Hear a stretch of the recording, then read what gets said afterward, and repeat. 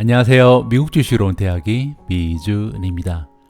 금요일이 또 찾아왔습니다. 오늘 하루 편안한 마음으로 금요일 재미있게 보내고 계신지요?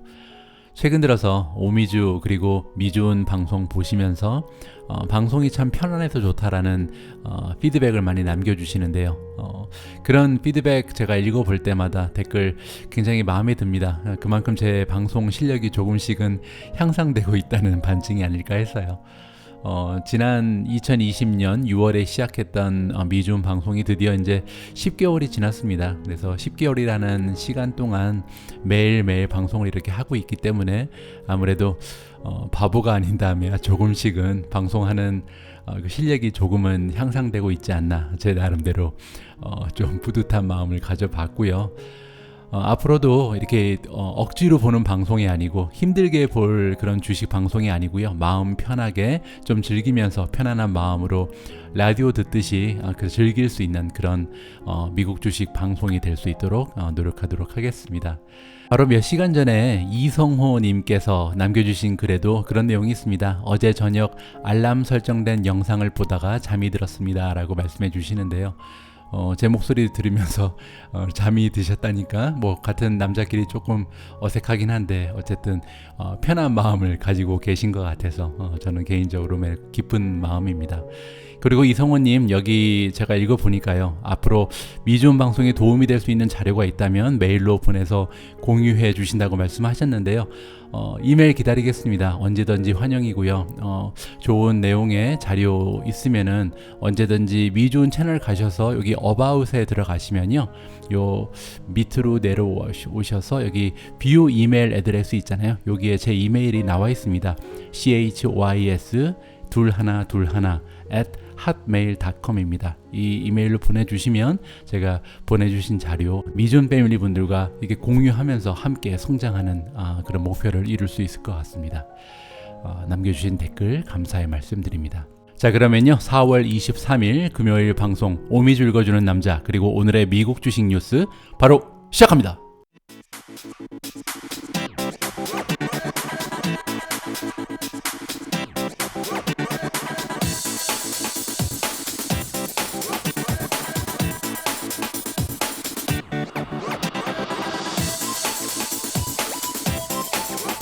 오늘 방송에서는요 어제 시장의 모습을 말씀드리지 않을 수가 없는데요. 마감 상황 일단 말씀드리면요 다우존즈가 마이너스 0.94%, S&P 500이 마이너스 0.92%, 나스닥이 0.95%, 새 지수가 굉장히 비슷한 모습을 보였잖아요. 거의 1% 가까운 하락을 3대 지수가 모두 보여줬는데 여기서 중요한 것은요. 사실 세 가지 지수 모두 올라가는 모습을 보였었습니다. 여기 보시면 지금 보고 계신 그래프는 어제 나스닥의 모습인데요. 한 오후 12시, 1시 정도까지는 그러니까 미국의 동부 시간으로 1시까지는 계속해서 꾸준히 우상향 하다가 갑자기 이렇게 폭락해 버렸죠. 그래서 뭔가 일이 있었겠다라는 것을 우리가 짐작해 볼 수가 있는데요. 거기에 대한 내용부터 한번 살펴보도록 하겠습니다. Biden to propose capital gains tax of 39.6% to fund education and child care, reports say. 바이든 대통령이요, 프로포즈를 한다, 제안을 할 것이다. 그리고 이제 캐피탈 게인 텍스라는 것을 제안을 한다는 거잖아요. 캐피탈 게인이라는 것은 우리가 투자를 해서 만들어내는 소득을 얘기합니다. 예를 들어서 주식을 팔아서 만든 소득이라든지 부동산을 팔아서 만든 소득, 뭐 채권도 마찬가지겠죠. 이런 식으로 투자를 통해서 만들어내는 소득을 캐피탈 게인이라 그러는데요. 이 캐피탈 게인에 대한 그 텍스, 세금이 붙을 거 아니에요. 이 세금을 39.6%까지 올릴 그런 제안을 할 것이다라는 뉴스가 어저께 났습니다. 그러면서 이제 주가가 이렇게 한꺼번에 빠져버린 거거든요. 자세한 내용을 한번 살펴보도록 하겠습니다. 바이든 대통령이 그 텍스를 올릴 것인데 모든 사람들한테 올리는 건 아니고요. 밀리어네어 인베스터니까 돈이 굉장히 많은 그 대규모 자금을 가지고 투자를 하는 그런 투자자들을 상대로 텍스, 세금을 올릴 것이다. 보시면 구체적인 내용은 그 캐피탈 어닝이 1 밀리언 이상인 사람, 그 100만 달러 이상 되는 사람들만 상대로 해서 39.6%까지 올릴 예정이다. 그렇게 얘기를 해주고 있습니다. 그리고 이제 그 포말리는 이제 공식적으로 이런 얘기죠. 공식적인 발표는 다음 주에 있을 예정이다 그러고요.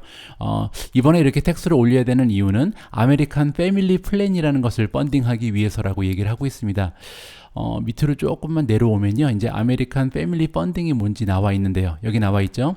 아메리칸 패밀리 플랜이라는 게 있는데 1 트릴리언 달러가 지금 필요하다고 합니다. 그러니까 여기 이 아메리칸 패밀리 플랜을 시행하기 위해서 필요한 게 1 트릴리언 달러라는 거죠.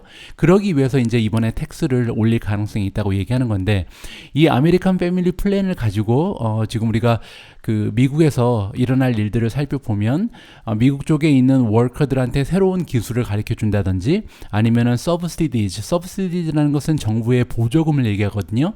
차일드 케어, 그러니까 아이들을 돌보는 데 쓸 보조금이라든지, 아니면은 커뮤니티 칼리지 투이션인 그 등록금입니다. 이 등록금을 무료로 해주는 데 사용할 그런 자금이라고 얘기하고요. 그런데 이제 여기서 키포인트가 하나 나오는데요. 이번에 나오는 이 1 트릴리언 달러가 필요하다 그랬잖아요. 패밀리 펀딩을 하기 위해서. 이 패밀리 플랜은요, 그 인프라 투자와는 별도라고 합니다.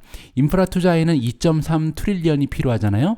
이 인프라 그 2.3 트릴리언은 어디에서 지금 만들어낼 계획이냐면, 코퍼레이트 텍스, 그 법인세도 올릴 예정이잖아요. 지금 21%에서 28%까지 법인세를 올려서 2.3 트릴리언 달러를 만들어낼 계획이 있고요. 그리고 이제 아메리칸 잡 플랜이라고 부르죠. 그거를. 대신에 이번에 얘기하는 그 패밀리 플랜은요, 별도로 이제 자금이 필요하기 때문에 할 수 없이 이제 그 투자를 해서 발생하는 그 수익금, 즉 이제 1 밀리언 달러 이상 만들어내는 고수익 그 투자자들을 상대로 해서 세금을 매길 것이다. 그러한 이제 기사가 뜨면서 주식이 굉장히 안 좋은 모습을 보였습니다.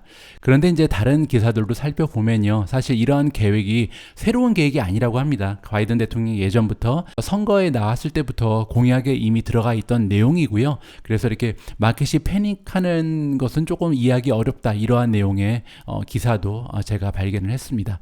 이러한 뉴스가 보이면서 떨어진 것은 주식 시장만이 아닙니다. 보시면은 비트코인 forged to 50K after Biden floats doubling capital gains tax. 캐피탈 게인즈 텍스 앞에서 우리가 살펴봤죠. 지금 현재 그 캐피탈 게인 텍스가 20%라고 합니다. 따라서 20%에 불과하던 그 캐피탈 게인 텍스가 39.6%까지 올라갈 것이다라는 루머가 퍼지고 있는 거죠. 그러면서 주식 시장은 물론이고요. 지금 비트코인도 최근에 좀 굉장히 약한 모습을 보이고 있잖아요. 그래서 그나마 굉장히 허약한 모습을 보이던 비트코인이 굉장히 많이 떨어지고 있다. 그래서 방금 전에 보니까 49,000달러까지 이미 떨어져 있더라고요. 당분간 비트코인이 반전의 모습을 보이기는 조금 어려울 가능성도 이렇게 해서 생겨나게 됐습니다. 자, 다음 뉴스로 들어갈게요. 자, 이번 주 방송부터는요, 어닝이 시작됐기 때문에 주요 기업들의 어닝 결과를 여러분들과 공유해드리고 있는데요. 오늘도 4개의 기업의 어닝이 나와서요, 여러분들이 궁금해하실 기업들만 골라서 어닝 발표를 함께 살펴보도록 하겠습니다. 가장 첫 번째 전해드릴 어닝 결과는요, 인텔입니다.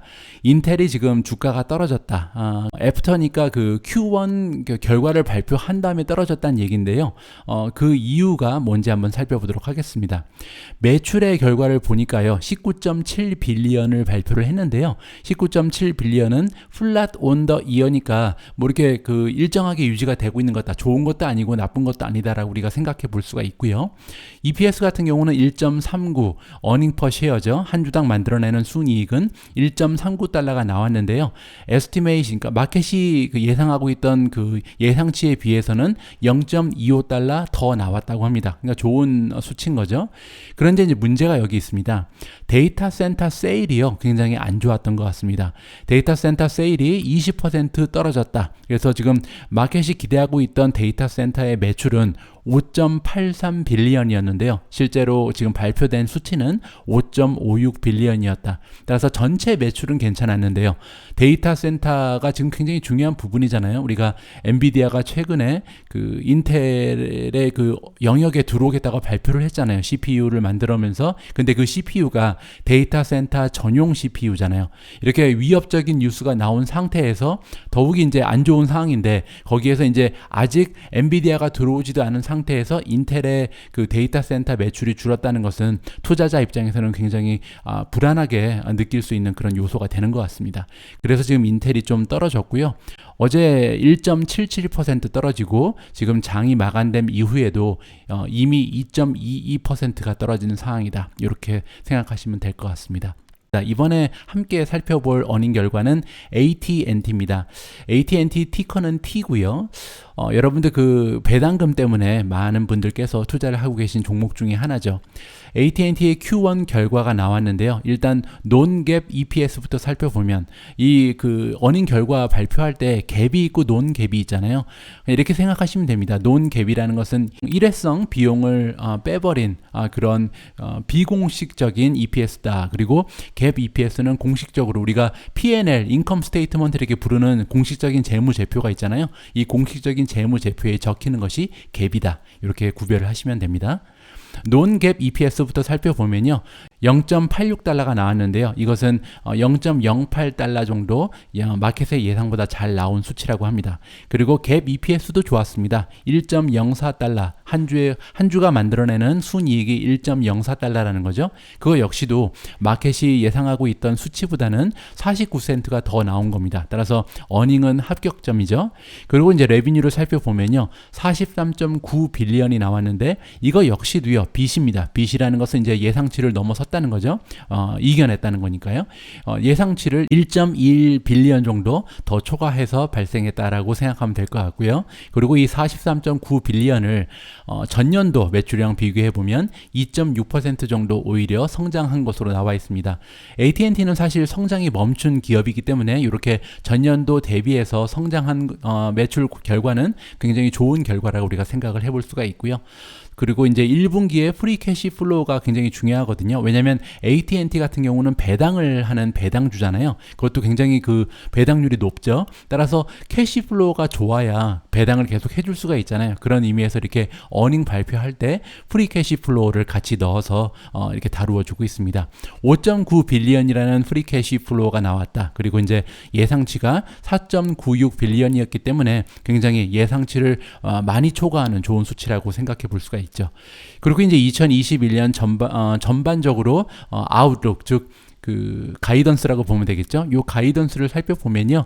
레비뉴 그로스를 지금 1% 정도 본다. 방금 전에 제가 말씀드린 것처럼 AT&T는 이미 그 성장을 멈춘 기업이기 때문에 1% 매출이 성장한다고 해서 이렇게 실망할 필요는 없습니다. 그리고 이제 EPS 같은 경우는 굉장히 스테이블할 것이다. 2020년하고 2021년에 EPS가 비슷하게 나올 것이다 라는 전망이죠. 그리고 방금 전에 말씀드린 것처럼 프리 캐시플로우가 중요한데요. 26 빌리언 정도를 내다보고 있습니다. 이렇게 26 빌리언의 프리 캐시플로우가 나오게 되면요. 디비던드 레이시오가 그러니까 페이아웃 레이시오가 뭐냐면요. 전체 순이익에서 배당금이 차지하는 비율을 얘기하는 거거든요. 그래서 페이아웃 레이시오가 50% 정도가 나올 것이다. 괜찮습니다. 그 페이아웃 레이시오가 50%라는 것은 AT&T가 만들어내는 순이익 중에 50%를 사용하면 배당을 줄 수가 있다는 거예요. 따라서 배당금을 주고도 반 정도가 남는 거잖아요. 그래서 건강한 상태다. 따라서 앞으로 AT&T가 배당을 계속 유지할 가능성 그리고 심지어는 배당을 올려줄 가능성도 있다. 이렇게 우리가 생각을 해볼 수가 있습니다. AT&T에 투자하고 계신 분들 축하의 말씀을 드리고 싶고요. 자, 다음 기사로 넘어가겠습니다. 요번에 살펴볼 어닝 결과는 에어라인 결과를 좀 살펴볼게요. 아메리칸 에어라인 그리고 사우스웨스트 에어라인이 어닝을 발표했는데요. 일단은 아메리칸 에어라인 어닝부터 살펴보도록 하겠습니다. 마켓에서 예상하고 있던 에스티메이트는요. 일단 EPS 같은 경우는 한 주당 4.35달러 정도 손실이 날 것이다. 마이너스죠. 그렇게 생각하고 있었고, 매출의 예상치는 4.03 빌리언이었습니다. 만약에 4.03 빌리언이 나오면 전년도에 비해서 53% 정도 감소한다는 거죠. 우리가 다 알고 있는 것처럼 지금 항공사의 어닝 결과는 사실 전년도랑 비교했을 때는 많이 감소할 수밖에 없는 그런 상황이긴 했습니다. 그런데 이제 막상 결과를 살펴보면요, 보시면 한 주당 만들어낸 EPS는 4.32였습니다. 그리고 이제 레비뉴가 4빌리언이 나왔습니다. 4.03 정도를 예상하고 있었는데 4.00이 나왔으니까 마켓의 기대에는 미치지 못하는 결과를 발표한 게 아메리칸 에어라인이다. 이렇게 생각을 해볼 수가 있고요. 에브리지 캐시 번이라는 게 있는데요. 이건 뭐냐면 이제 매일매일 적자를 통해서 얼마 정도의 현금이 지금 손실을 내고 있는가, 그거를 이제 계산해 보는 거거든요. 팬데믹이 시작된 이후에 계속해서 발표를 해주고 있고요. 현재 매일매일 이렇게 타들어가는 캐시 번이니까요. 27밀리언을 손해를 보고 있다고 합니다. 1사분기에 통해서 말이죠. 그런데 다행인 것은요, 1사분기 동안은 평균 27밀리언이었는데 3월 달만 따로 생각해 보면요, 4밀리언으로 줄어들었다고 합니다. 하루에 손실을 보는 현금의 손실이요. 자, 그리고 마지막으로 아메리칸 에어라인이 2분기에 대한 전망을 내줬는데요. 2분기는 전년도에 비해서 매출이 한 40% 정도 줄어들 것이다 라고 얘기하고요. 캐퍼시티, 그러니까 수용력이죠. 수용력은 작년에 비해서 20에서 25% 정도 줄어들 것이다. 그렇게 설명을 해주고 있습니다. 이번에 사우스웨스트를 살펴볼게요. 사우스웨스트 에어라인 같은 경우는 마켓에서 예상하고 있던 어닝 결과가 1.85 달러였습니다. EPS가요. 그런데 이제 실제로 발표한 그런 결과는요, 1.72, 굉장히 좋았죠. 왜냐하면 지금 여기 로스잖아요. 마이너스 1.85를 예상하고 있었는데 마이너스 1.72가 나왔기 때문에 마켓의 전망치보다는 좋았다라고 우리가 생각을 해볼 수가 있고요.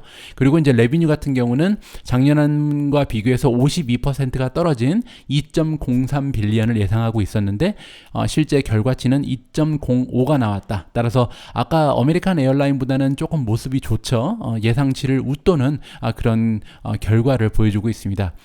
캐시번도 볼게요. 일단 Q1의 캐시번은 13밀리언입니다. 하루에 13밀리언을 태우고 있었고요. 그리고 3월 달만 띄어서 보면 9밀리언 정도를 지금 계속해서 손실을 보고 있다라고 생각을 해볼 수가 있죠. 매니지먼트 경영진에 따르면요, 지금 2분기에서는 하루에 손실되는 캐시가 2밀리언에서 4밀리언, 2에서 한 4밀리언 정도를 손해를 볼 거라고 지금 예상을 해주고 있고요. 브레이크 이븐, 그러니까 캐시플로우가 드디어 적자를 면하는 순간은요, 한 6월 달 정도가 되면 가능할 것이다라고 예상치를 경영진이 내주고 있는 것 같습니다. 자, 오늘 어닝은 여기까지 살펴보고요. 제가 다음 주 월요일 날 또 기업의 어닝 결과가 나오면 다시 여러분들과 공유를 해드리도록 하겠습니다. 다음 주에는 굉장히 굵직굵직한 어닝들이 많이 준비가 돼 있잖아요. 과연 빵 기업들의 어닝이 어떻게 될지 굉장히 기대가 되고 있습니다. 자, 다음 기사로 넘어가겠습니다. 이번에는 TSMC에 관한 기사인데요. TSMC 역시도 한국 분들께서 굉장히 투자를 많이 하고 계신 그런 종목 중에 하나죠. 칩메이커 TSMC approves 2.8 billion for capacity expansion. TSMC가 승인을 했다. 2.8 빌리언을 지금 사용할 것을 승인을 했는데요. 캐퍼시티를 늘리기 위해서, 그러니까 생산력을 향상시키기 위해서 이렇게 2.8 빌리언을 사용할 것이다 라고 얘기를 해주고 있죠. 자, 자세한 내용을 조금 살펴볼게요. 자, TSMC의 보드 오브 다이렉터를 얘기하는 거죠. 보드 오브 다이렉터가 어프로브했다, 승인을 했다고 합니다. 2.89 빌리언이라는 자금을 지금 사용할 수 있게끔 승인을 한 건데요. 이 자금은 아까 제목에 나와 있었던 것처럼 캐퍼시티, 그러니까 수용력을 늘리기 위해서 생산량을 늘리는데 사용될 것이다. 그리고 이제 이렇게 생산 시설을 늘리는 이유는 당연히 이제 전반적으로 글로벌 칩 쇼티지가 있잖아요. 반도체 부족 현상이 지금 나타나고 있기 때문에 이러한 결정을 하게 된 것이다. 그런데 이제 안타깝게도 이 did not elaborate라는 것은 자세히 기술하는 그런 걸 얘기하거든요. 따라서 자세한 내용은 발표하지 않았다라고 우리가 생각을 해볼 수가 있고요. 이 TSMC는요, 이번 달 초에 어떻게 발표를 했냐면요, 총 100 빌리언을 사용할 것이다. 1000억 달러 정도를 3년 동안 그 캐퍼시티를, 수용력을 늘려나기 위해서, 그 생산량을 늘려나기 위해서 1000억 달러 정도를 사용할 것이라고 발표를 이미 한 적이 있습니다. 왜냐하면 그 인텔 역시도 20 빌리언을 사용한다고 발표를 한 바가 있잖아요. 따라서 이번에 확정된 2.89 빌리언은 전체 100 빌리언이 지금 잡혀 있기 때문에 거기에 비하면 굉장히 작은 금액을 일단 확정을 한 것이다. 이렇게 우리가 생각을 해볼 수가 있겠죠. TSMC 같은 경우는요, 앞으로 멀티플 이어니까 굉장히 오랜 기간 동안 그 성장이 가능성이 높다. 그렇게 우리가 생각을 해볼 수가 있고요. 아무래도 이제 그 반도체의 수요가 굉장히 많이 늘어났기 때문에 이렇게 생산량도 늘리고 있고, 앞으로도 디맨드가 좋다고 생각할 수가 있겠죠. 코비드 19 바이러스의 영향으로 인해서 오히려 어드밴스 칩, 조금 발전된 형태의 그 반도체가 굉장히 수요가 많아졌다. 아무래도 온라인 쪽 그리고 디지털 쪽으로의 그 혁신이 계속해서 진행되고 있으면서 반도체의 수요가 많이 늘었다라고 우리가 생각을 해볼 수가 있잖아요. 그래서 이제 TSMC가 지금 그 칩 쇼티지에 대해서 어떻게 보면 그 혜택을 얻고 있다. 이렇게 우리가 생각을 해볼 수가 있고요.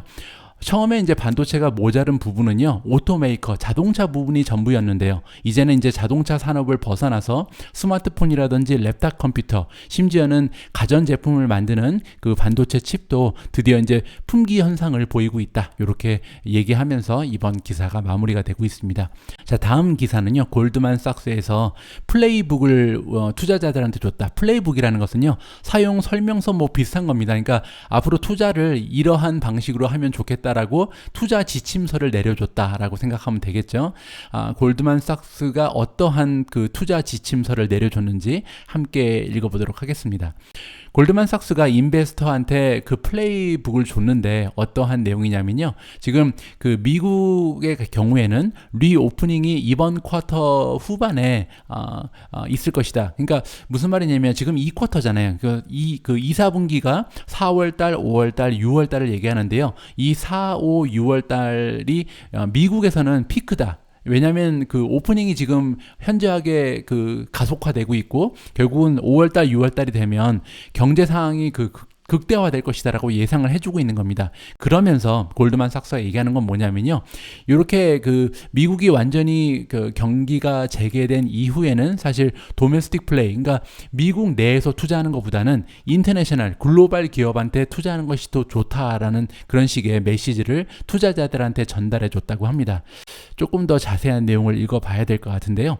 보시면은 여기서 키 메시지를 전해주고 있는데요. 미국의 성장은 올해에 완전히 극에 달할 것이다라고 얘기하는 겁니다. 가장 높은 지점까지 올라갈 것이다. 미국의 성장은. 하지만 골드만삭스에 의하면요, 글로벌의 그로스는 계속해서 가속화될 가능성이 있다. 예를 들어서 유럽이라든지 일본이라든지 아니면은 그 이머징 마켓이니까 제3세계를 얘기하는 거죠. 이렇게 뭐 동남아라든지 남미라든지 이렇게 아직까지도 발전하고 있는 지역들은 미국보다는 조금 회복의 그 속도가 느리잖아요. 따라서 지금 투자하고 있는 분들은 미국에 투자하다가 이제 이번 분기가 한 5월달, 6월달 정도 되면 조금 더 그 글로벌한 투자로 시선을 돌릴 필요가 있다. 이러한 얘기를 해주고 있는 겁니다. 자, 그러면서 이제 그 추천 종목들이 나와 있는데요. 이 추천 종목들은 뭐냐면요, S&P 500에 속하고 있는 우량주 중에서 외국의 그 매출이 굉장히 많은 기업들을 정리해주고 있습니다. 따라서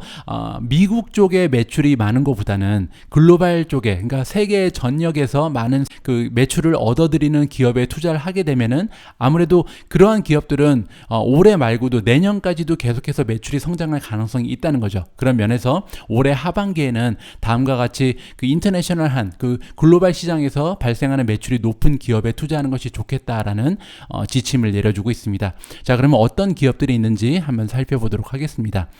아날로그 디바이스가 있는데요. 아날로그 디바이스 같은 경우는 그 논 US 레비뉴, 미국 외 지역에서 발생하는 레비뉴가 매출이 65%고요. 어플라이드 머티리얼이 87%, 굉장히 높네요. AMD가 74%, 브로드컴이 81%, CT그룹, 뱅크 중에서는 유일하게 들어가 있는 것 같은데요. 54%입니다. 페이스북이 57%, GE가 59%, 인텔이 80%, 램 리서치 92%, 뉴몬트 세계 최대의 금 관련 주식인데 99%입니다. 나이키가 59%, 퀄컴이 89%, 그리고 슈런버그가 72%, 텍사스 인스트루먼트가 87%고요. 자일링스가 74%가 나옵니다. 이렇게 살펴보면요. 눈에 띄는 게 하나 있죠. 반도체 기업이 굉장히 많습니다. 따라서 올해 하반기에는 아무래도 반도체 기업들이 굉장히 약진할 가능성이 높다라는 얘기를 골드만삭스가 해주는 것 같습니다. 자, 다음 기사로 넘어갈게요. 자, 이번에는 미준 채널에서 잘 다루지 않았던 그런 기업인데요. 나노 디멘션입니다. 여러분들 제가 공개하는 포트폴리오 영상을 보신 분들은 알고 계시겠지만 저는 나노 디멘션에 투자를 이미 하고 있는데요. 그럼에도 불구하고 여러분들 관심이 조금 떨어지는 것 같아서 사실 많은 영상을 제작하지는 못한 그런 기업 중에 하나입니다. 아주 오래간만에 나노 디멘션에 대해서 호재가 하나 들려와서요. 여러분들과 공유할까 합니다. DeepCube acquired by Nano Dimension to drive Industry 4.0 evolution.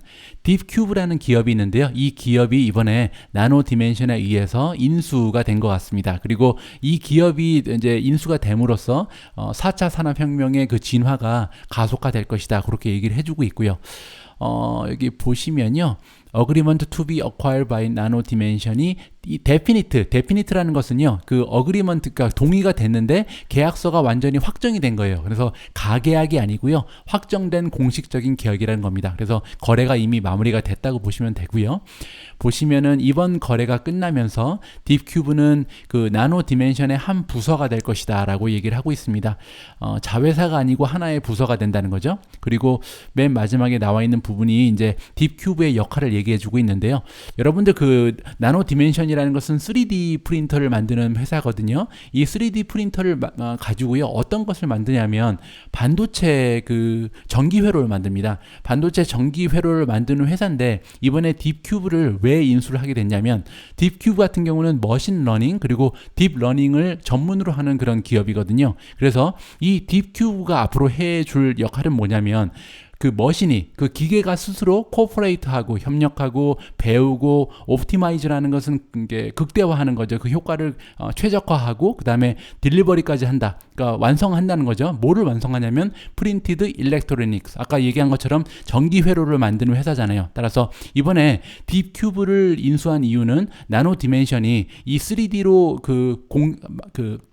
전기 회로 반도체를 만드는 과정 자체를 완전 자동화할 가능성이 이제 엿보이는 거죠. 그런 식으로 생각해 보면 굉장히 좋은 소식이라고 저는 개인적으로 보고 있습니다. 자, 다음 기사는 오픈도어 테크놀로지. 여러분들께서 오픈도어에 대해서 좀 궁금해 하시는 분들이 많이 계셨어요. 그래서 오픈도어에 대한 기사가 하나 떴길래 이 부분 간단히 좀 소개를 드리고 넘어가도록 하겠습니다. 오픈도어는 2021년에 20% 정도 지금 떨어진 상태다라고 얘기하고 있죠. 그리고 오픈도어가 이렇게 많이 떨어진 이유는 굉장히 간단합니다. 최근 들어서 스펙이라든지 아니면 스펙에서 합병된 지 얼마 되지 않은 작은 규모의 그 주식들이 다 떨어졌거든요. 그 배경에는 그 정부 당국에서 앞으로 이제 스펙 주식에 대한 그 감사를 조금 강화할 것이다, 이런 소식도 들렸었고요. 그리고 아무래도 이번에 이제 코인이 굉장히 많은 그 관심을 얻으면서 코인과 그 작은 규모의 주식, 코인과 소규모 기업의 주식은 같은 특징이 하나 있잖아요. 변동성이 굉장히 크다는 특징이 있는데 이렇게 변동성이 큰 투자처를 선호하는 그 단기 투자자들이 스펙 주식 그리고 그 변동성이 큰 이런 오픈도어 같은 주식을 빠져나와서요. 지금 코인으로 많이 이동한 것으로 저는 생각을 하고 있습니다. 그러한 영향으로 지금 그 오픈도어의 주식도 많이 빠졌는데요. 그럼에도 불구하고 이 기사에서는 오픈도어가 투자 가치가 여전하다라고 얘기하고 있습니다. 그 중에 이제 단편적인 예로요, ARK를 보면 그 아크인베스트의 그 ETF 중에 ARKF라는 게 있습니다. 핀테크 이노베이션 ETF인데요. 이 ETF 안에 지금 오픈도어가 굉장히 많은 비중을 차지하고 있다는 것 점을 얘기해주고 있거든요. 이번 주만 해도요, 화요일날 아크인베스트는 오픈도어 주식을 45만 6,600주를 추가 매수했습니다. 그리고 그 다음 날이죠, 수요일 역시도 13만 8천주를 또한 추가 매수를 했는데요. 그렇게 됨으로써 지금 ARKF에서 오픈도어가 차지하는 비율이요 2.65%로 현저하게 올라간 모습을 보이고 있습니다. 밑으로 좀 내려와 볼게요. 이 오픈도어는 그 온라인상으로 부동산을 거래하는 그런 웹사이트잖아요. 그런데 이제 리얼 에스테이트 테크 주식의 특징이 트레저리 일드, 그 금리에 굉장히 영향을 많이 받는다. 그래서 최근에 그 2월달, 3월달에 금리가 굉장히 급상승하는 그런 기간이 있었습니다. 그렇게 금리가 급상승하면서 인플레이션이 발생할지도 모른다는 그 걱정이 있었잖아요. 그러면서 아무래도 그 부동산 관련 테크 주식들이 많이 떨어질 수밖에 없었다는 얘기를 하고 있는 거죠. 그럼에도 불구하고 no change in our outlook이라는 것은요, 우리가 지금 iBuying, 즉 온라인 부동산 그 기업에 대해서 평가는 전혀 바뀐 것이 없다라고 얘기하고 있습니다. 이러한 평가를 해주고 있는 투자 회사는 웨드부시고요. 지금 웨드부시가 얘기하는 것은 오픈도어는 요 온라인 리얼 에스테이트 그 부동산 쪽에 선두주자다, 그러한 얘기를 해주고 있고요. 그리고 더욱 중요한 것은 뭐냐면 현재 그 부동산 온라인 기업이 차지하고 있는 비율은요, 전체 부동산 시장에서 1%에 지나지 않는다. 따라서 앞으로 그 발전할 수 있는 그 공간이 굉장히 많이 남아 있다는 거잖아요. 1%가 2% 되고 4%만 돼도 이 성장률이 엄청날 수 있다는 거잖아요. 그런 의미에서 이 웹부시에서는 오픈도어의 성장을 굉장히 긍정적으로 바라본다, 그렇게 얘기를 해주고 있습니다. 현재 그 오픈도어의 목표 주가를 $30를 주고 있습니다. $30는 현재 주가가 18이잖아요. 그래서 한번 계산을 해볼게요. 30.0 나누기 현재 주가가 18.31이거든요. 그렇게 되면 64% 정도 올라갈 여력이 있다. 따라서 앞으로 1년 동안 웹부시에 따르면 오픈도어의 주가는 한 64% 정도 올라갈 수도 있다라고 얘기를 해주고 있습니다. 지금 현재 월스트리트에서 일하고 있는 전문가 중에 오픈도어에 대한 평가를 내주고 있는, 레이팅을 주고 있는 전문가는 총 6명인데요. 이 6명의 애널리스트 중에 보시면 5명이 지금 매수 시점이다라고 레이팅을 주고 있다, 이렇게 얘기해 주면서 이번 기사가 마무리되고 있습니다.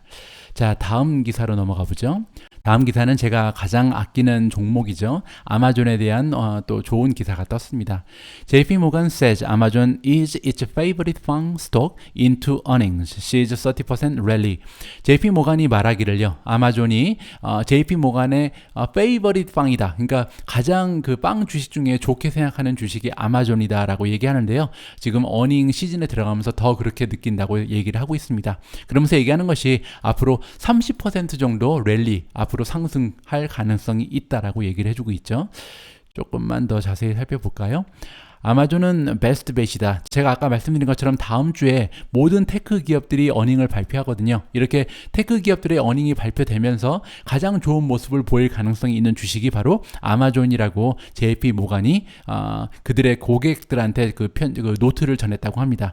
그리고 보시면요, 이번에 오버웨이트 레이팅을 다시 줬고요. 그리고 예상 주가, 그 목표 주가는 4,400으로 상향 조정을 했다고 하는데요. 현재 주가랑 비교를 해보면 30% 이상 올라갈 여력이 남아있다, 이렇게 볼 수가 있죠.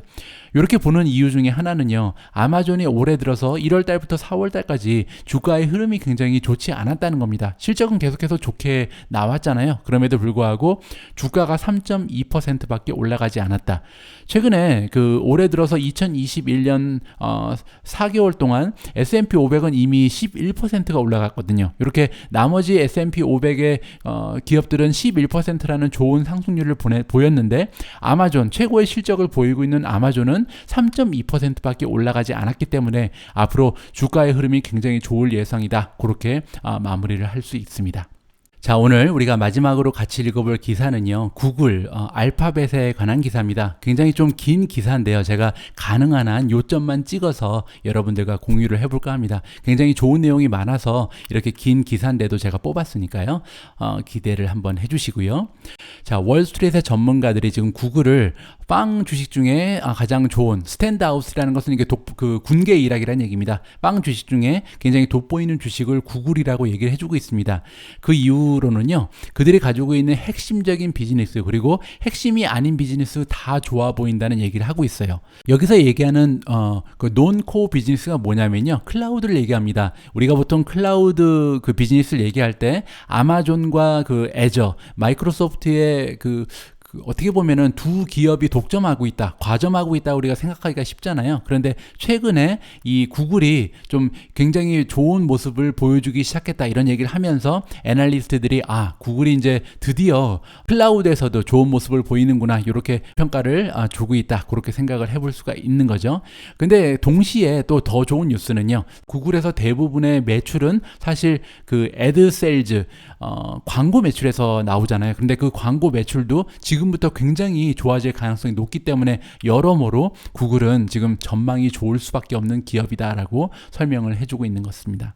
자, 일단 여기 나와 있는 내용은 뭐냐면요, The Last Month니까 지난달 3월 달에 몇 개의 투자 은행에서 밸류에이션을 좀 높여줬다. 그러니까 구글의 그 바이 레이팅도 높여주고 그 다음에 구글의 밸류에이션 예상 주가 같은 걸 올려줬다는 얘기입니다. 그래서 구글을 좋게 보는 전문가들이 굉장히 많아졌다는 얘기를 해주고 있는 거죠.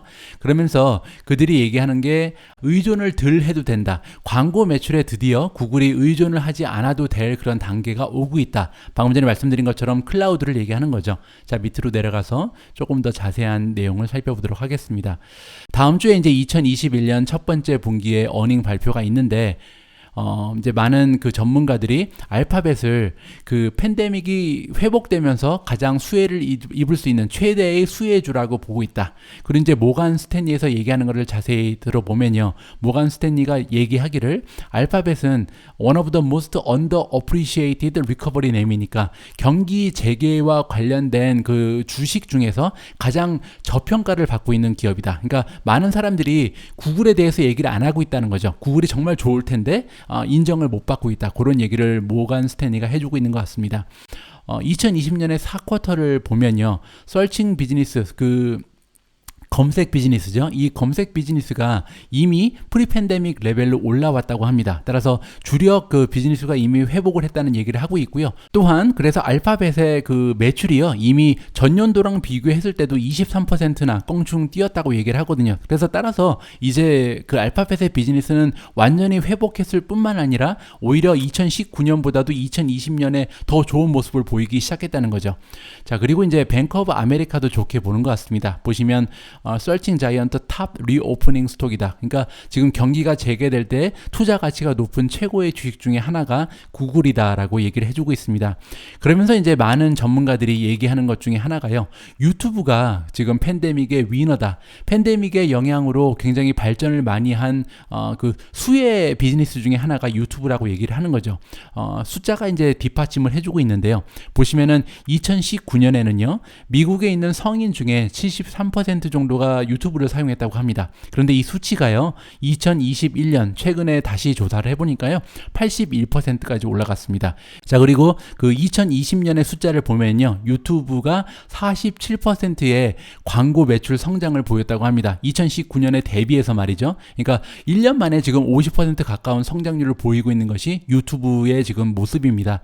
그러니까 유튜브 하나만으로도 이미 구글은 굉장히 좋은 모습을 보이고 있는 거죠. 여기 보시면 이제 클라우드 얘기가 드디어 나오는데요. 드디어 구글의 그 클라우드를 향한 많은 노력들이 결실을 맺고 있다. 그렇게 얘기해주고 있습니다. 그래서 지금 구글 클라우드가 구체적으로 어떠한 모습을 보이고 있나를 살펴보면요, 백로그가 굉장히 많다고 합니다. 백로그가 많다는 것은 이미 그 매출은 발생을 했는데 그 P&L에 기록을 안 했다는 거예요. 이 경우는 뭐냐면요, 예를 들어서 계약을 3년을 했어요. 계약을 3년 했으면 매달 이 3년치를 그 한 달씩 나눠서 기록을 할 거 아니에요. 이런 걸 우리가 백로그라 그러거든요. 이미 확보된 매출을 얘기하는 거죠. 그런 의미에서 구글은 이미 장기 계약을 굉장히 많이 했다고 합니다. 2019년과 2020년을 비교해 보면 트리플 됐다고 합니다. 그러니까 3배 정도 늘었다고 하는 것이죠. 그래서 지금 클라우드의 매출이 굉장히 급격하게 상승하고 있다. 이런 것을 종합적으로 살펴봤을 때요, 모닝스타의 애널리스트인 알리 모가라비가 얘기하기를요, 아마도 그 애뉴얼 그로스, 그러니까 그 매년 성장을 32% 정도는 할 수 있을 것이다. 앞으로 5년 동안요. 그러니까 대단히 좋은 성장률을 보일 수 있는 것이 구글의 클라우드다. 이렇게 우리가 정리를 해볼 수가 있는 것이죠. 사실 그 구글의 클라우드가요, 최근 들어서 이렇게 이렇게 갑자기 발전하는 모습을 보이는 데는요, 리더의 역할이 있는 것 같습니다. 여기 보시면 오라클에서 이그젝티브 역할을 했던 토마스 쿠리안이라는 사람이 구글로 옮겨왔거든요. 그래서 2019년부터 토마스 쿠리안이 이끌어왔던 것으로 지금 나와 있습니다. 그런데 이제 이 사람이 들어오고 나서요, 굉장히 사람도 많이 뽑고, 그 다음에 애퀴지션, 인수합병도 많이 했다고 하죠. 스프리라는 것은 막 광란에 쇼핑을 했다는 거예요. 그래서 굉장히 많은 회사도 인수를 하고요. 그리고 사람도 굉장히 많이 뽑았다. 그러면서 지금 이 그 새로운 리더가 들어오면서 레비뉴가 124%가 올라갔다고 합니다. 리더의 역할이 얼마나 큰지를 여기에서 우리가 다시 한번 확인을 해볼 수가 있는 것이죠. 그리고 이제 유튜브 얘기가 한 번 더 나오는데요. 유튜브가 앞에서 우리가 살펴본 것처럼 굉장히 좋은 모습을 보이고 있는데도 불구하고 아직까지는 그 맥시멈에 이르지 못했다. 그러니까 아직까지 기회가 무궁무진하다는 얘기를 해주고 있습니다. 그러니까 유튜브의 역할이 더 커질 수도 있다는 거죠. 그러면서 이제 얘기하는 게 뭐냐면요. 유튜브가 왜 이렇게 좋냐? 유튜브의 앞날을 왜 이렇게 좋게 보냐면요. 이제 그 유튜브가 나오면서 똑같은 영상을 보고 있는 사람이 다른 광고를 시청하는 시대가 왔다는 겁니다. 우리가 기존의 그 TV 광고 같은 것은 같은 프로그램을 시청하고 있는 사람들은 똑같은 광고를 볼 수밖에 없는 그런 환경이었는데 이제 유튜브가 할 수 있는 일은 굉장히 다르죠.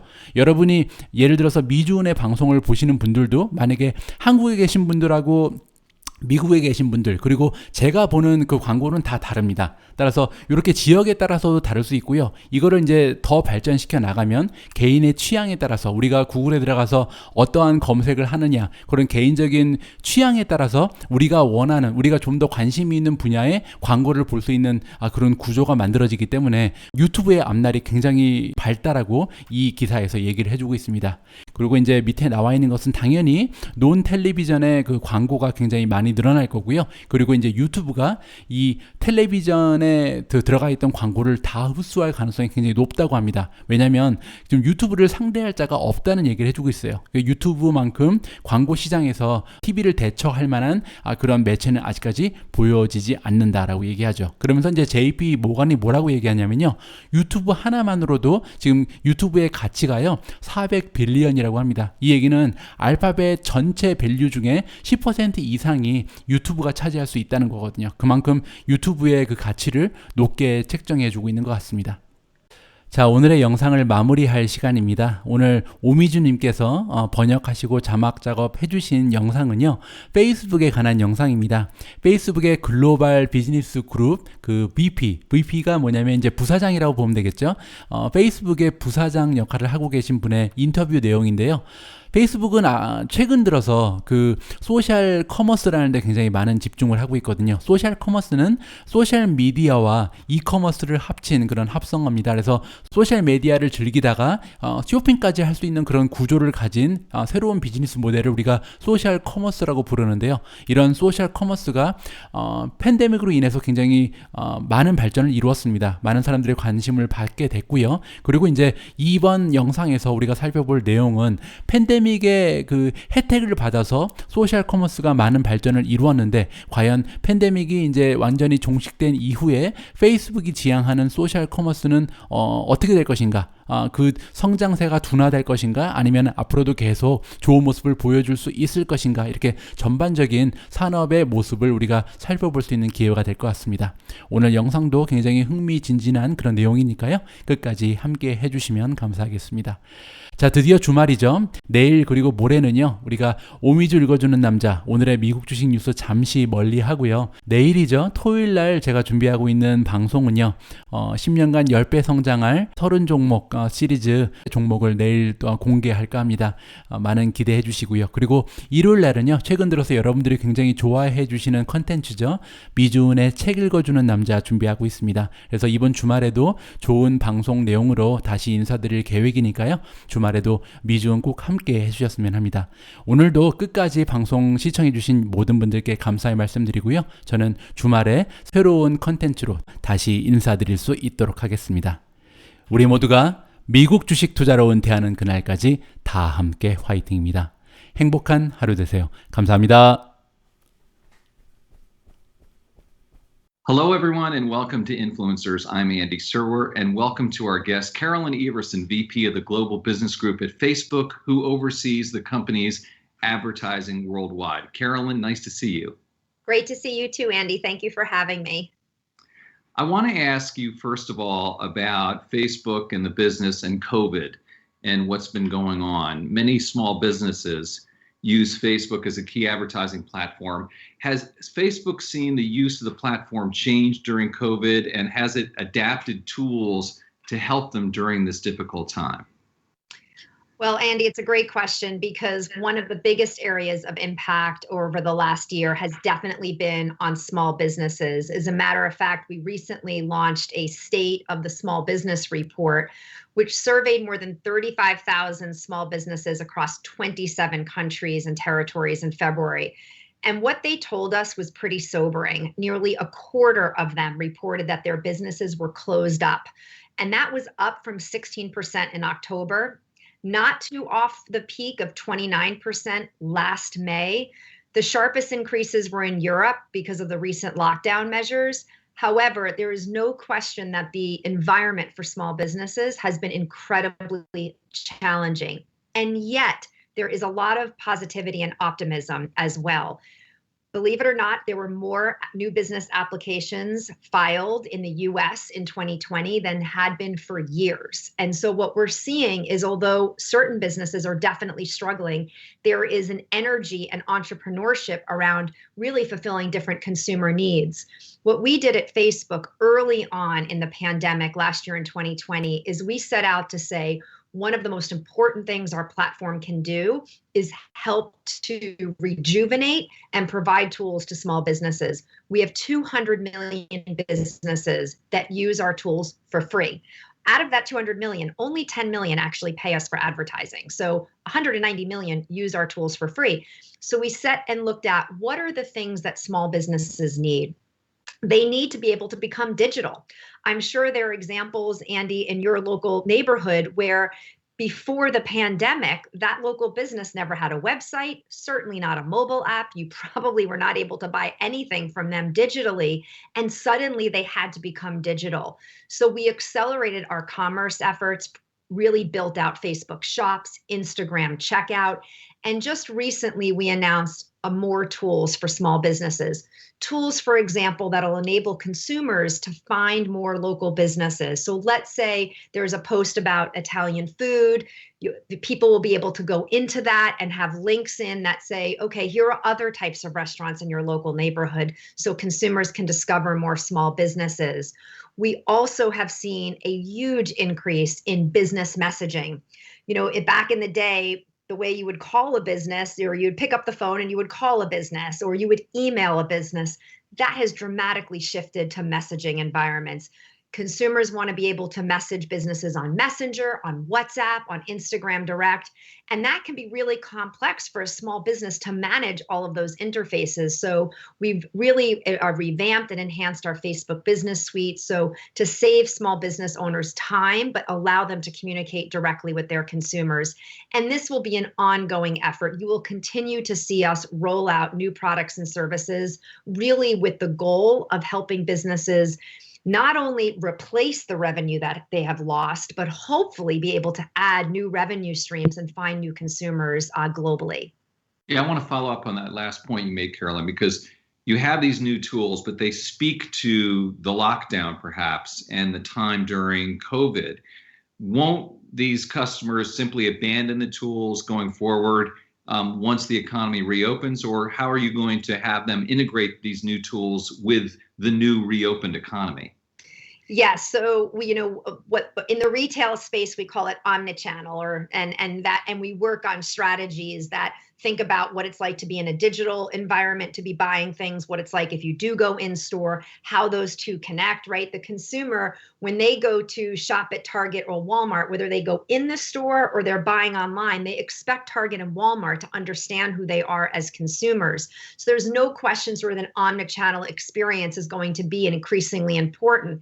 However, there's some really interesting stats about the acceleration of e-commerce, and even as things open up.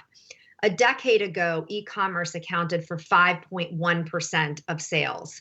In 2019, that went up to 19%. By the first few months of 2020, it was in the early 20%, and now it is continuing to increase. So what we have seen is anywhere from 3, 5, or 10 years, depending on what country and what analyst report you use, that acceleration of e-commerce has been condensed in a handful of months. So then we look at, well, what are the behaviors in the countries where people are back to whatever a new normal is, meaning they're not on lockdown, stores are open, people are able to go out physically. We are not seeing the e-commerce trend go backwards.